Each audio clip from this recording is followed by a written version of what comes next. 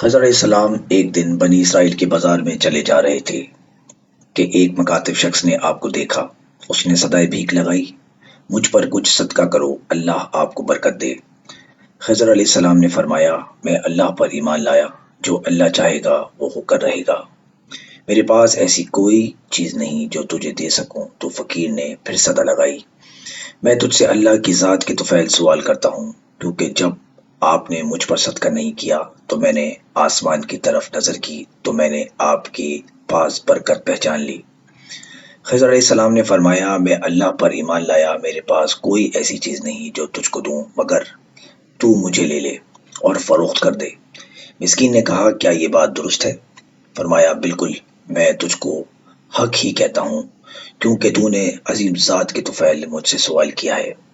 بس میں ہرگز اپنے رب کی ذات کے نام کی لاج کو نہ چھوڑوں گا، مجھے فروخت کر ڈال۔ پھر مسکین نے ان کو بازار لے جا کر 400 درہم میں فروخت کر دیا، اور آپ خریدار کے پاس ایک زمانہ یوں ہی بغیر کسی کام کاج کے فارغ رہے۔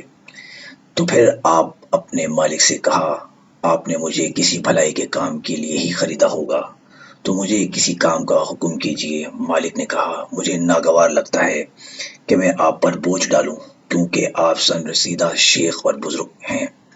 فرمایا، مجھ پر بار نہ ہوگا۔ تو مالک نے کہا، پھر یہ پتھر منتقل کرو۔ حالانکہ وہ پتھر ایک دن میں 6 آدمیوں کے بغیر منتقل نہ کیا جا سکتا تھا۔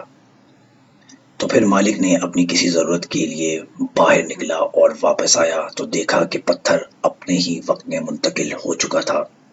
مالک نے کہا، آپ نے بہت اچھا کیا اور خوب کیا، اور ایسی طاقت دکھائی جس کی مجھے امید نہ تھی۔ پھر مالک کو سفر درپیش ہوا تو خضر علیہ السلام نے فرمایا، مجھے کوئی کام سونپ جاؤ۔ مالک نے پھر کہا، مجھے ناگوار لگتا ہے کہ میں آپ پر مشقت ڈالوں۔ آپ نے فرمایا، مجھ پر کوئی مشقت نہ ہوگی۔ مالک نے کہا، تو پھر میرے گھر کی تعمیر کے لیے اینٹیں بناؤ۔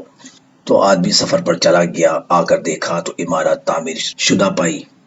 تو مالک مارے تعجب کے گویا ہوا میں، اللہ کے نام سے آپ سے سوال کرتا ہوں کہ آپ کا رستہ کیا ہے اور آپ کی حقیقت کیا ہے؟ فرمایا، آپ نے مجھ سے اللہ کے نام سے سوال کیا ہے، اور اللہ کے نام پر سوال ہی نے مجھے غلامی میں ڈالا ہے۔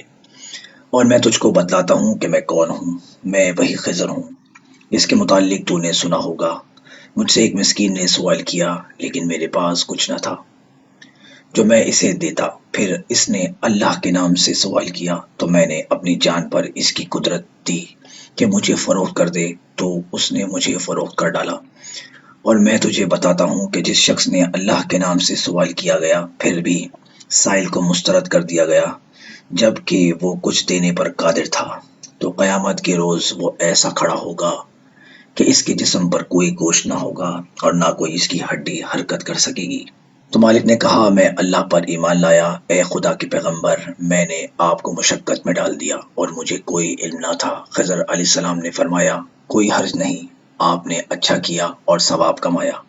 تو مالک نے کہا، میرے ماں باپ آپ پر قربان ہوں، اے اللہ کے پیغمبر، میرے گھر اور مال کے متعلق آپ جو اللہ کی مرضی سے حکم فرمائیں آپ کو اختیار ہے، یا میں آپ کے اختیار دیتا ہوں کہ آپ کا رستہ چھوڑ دیتا ہوں؟